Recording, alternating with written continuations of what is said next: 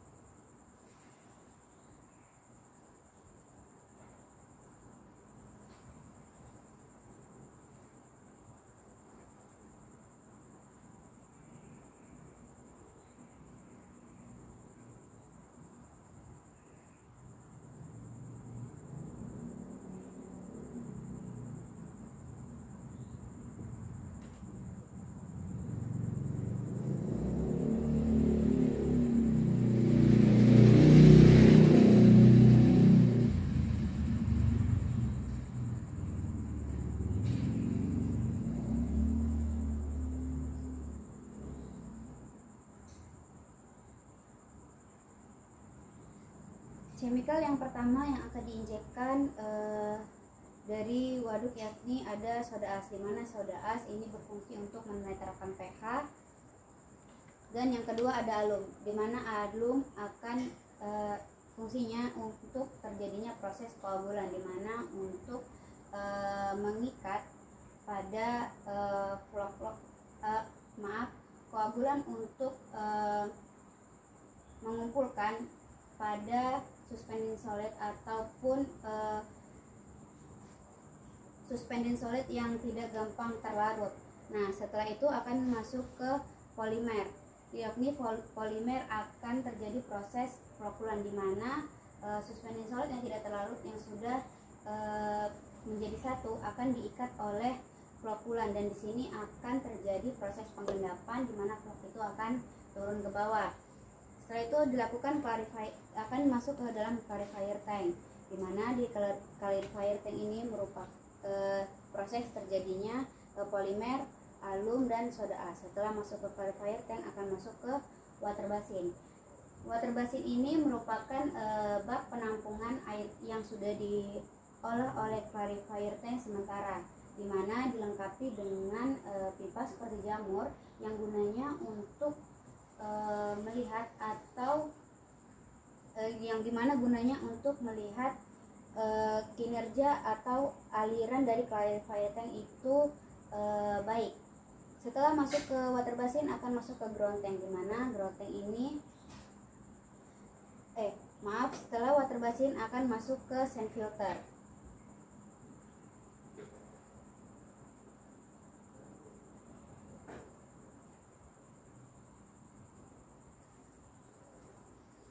Setelah dari water basin akan masuk ke sand filter, di mana sand filter merupakan tempat penyaringan pada suspending solid yang masih terikut pada air dengan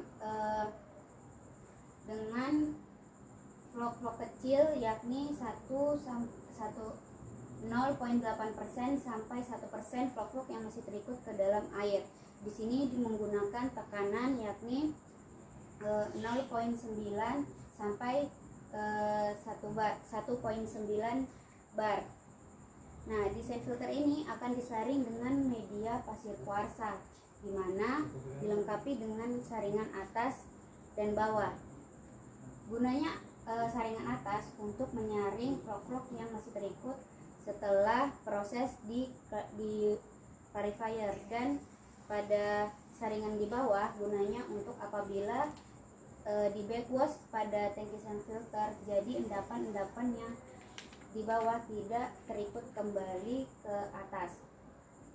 Setelah dimasuk ke sand filter akan masuk ke ground tank, di mana ground tank adalah tempat penampungan air bersih sementara sebelum masuk ke overhead tank. Dan di overhead tank di sini akan dilakukan penyaluran air, ada dua, yakni ada ke domestik dan ke internal water treatment, di mana internal water treatment di sini adalah untuk menjaga kualitas air pada boiler. Saya akan menggambarkan alur proses pada internal water treatment.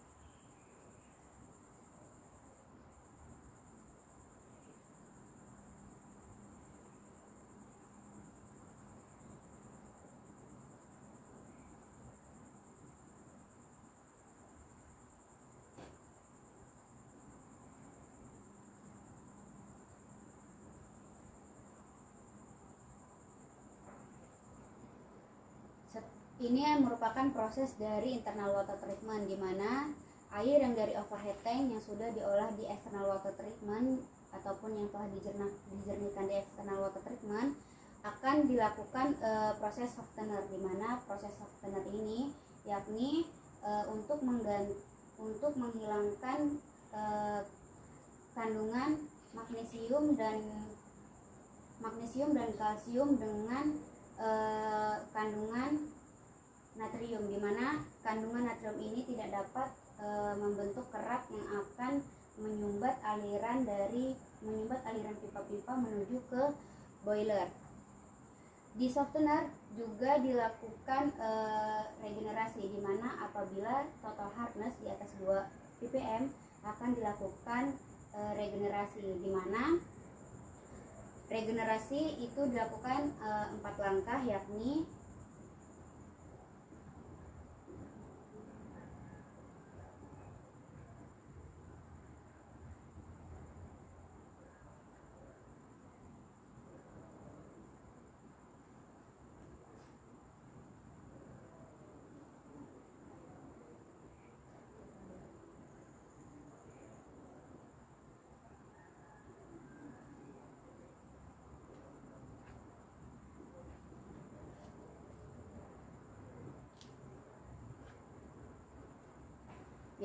ada yang pertama ada backwash. Di sini adalah untuk membuang pasir yang menyelimuti resin yang ada di dalam softener, serta meragamkan resin untuk pertukaran ion pada kalsium dan magnesium itu menjadi natrium dengan optimal.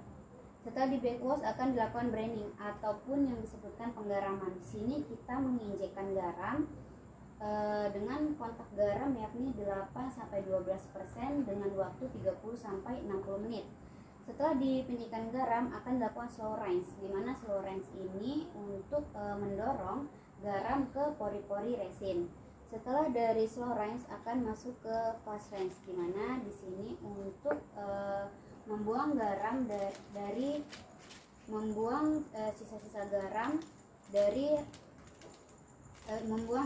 sisa-sisa garam yang telah diolah di regenerasi ini untuk pengoptimalan dalam operasional softener. Setelah di softener akan masuk ke feed water tank, di mana suhu yang harus dijaga pada feed water tank yakni 70-80 derajat Celcius, di mana di sini digunakan untuk penampungan air sementara dari hasil proses softener.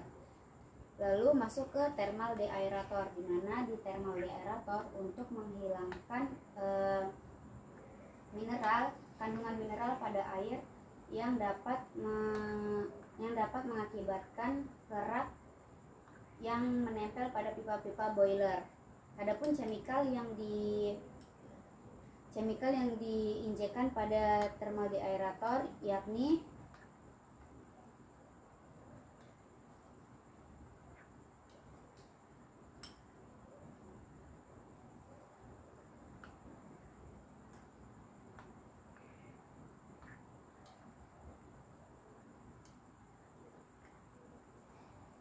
nalco 2811 dan yang kedua nalco 3273. Adapun vakum deaerator yakni untuk dengan suhu 90-100 derajat Celcius. Setelah dari vakum deaerator akan masuk ke upper drum boiler. Nah, di sini saya akan menjelaskan kualitas mutu air pada boiler.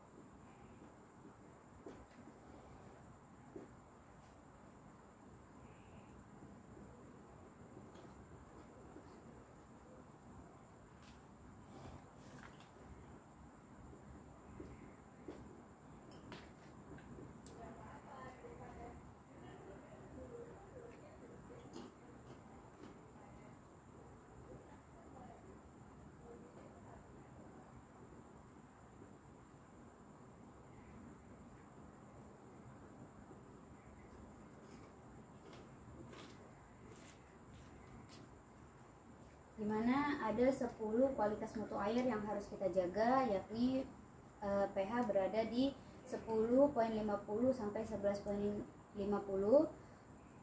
TDS-nya yakni 1500, konduktivitinya 2500 maksimalnya, dan total hardness-nya trace, M-alkalinity yakni maksimalnya 800, yang keenam O-alkalinity minimal 200, fosfat yakni 30 sampai 70, sulfit yakni 30 sampai 50, silika yakni 150 maksimal, dan kandungan besi pada air yakni 2 itu maksimal. Adapun SOP yang harus dijaga pada stasiun water treatment, yang pertama sebelum operasi harus diperiksa kembali pompa-pompa yang menginjekkan kalsium apakah bekerja dengan baik, serta membersihkan area water treatment dan membersihkan dan jangan lupa mendrain clarifier tank. Dan pada saat operasi jangan lupa untuk selalu menjaga tekanan-tekanan pada sand filter ataupun suhu yang harus dijaga di internal water treatment. Adapun potensi kecelakaan pada water treatment yakni yang pertama, mudahnya tergelincir oleh operator dikarenakan pada area water treatment itu banyak air yang tergenang dan dapat mengakibatkan area water treatment itu licin. Serta di daerah internal water treatment yakni harus menjaga sistem pernapasan, dan apabila tidak menjaga akan mengakibatkan batuk ataupun sakit pada pernapasan. Adapun alat pelindung diri pada internal water treatment, yang pertama ada helm, di mana gunanya untuk melindungi kepala dari potensi bahaya benturan-benturan. Yang kedua ada masker, di mana untuk melindungi sistem pernapasan di area water treatment. Yang ketiga ada air plug, di mana untuk menjaga telinga dari potensi bahaya kebisingan di area internal water treatment. Yang keempat ada sarung tangan, di mana untuk melindungi tangan dari operator apabila mengambil atau sedang menginjekkan chemical ataupun bahan kimia pada proses water treatment plant.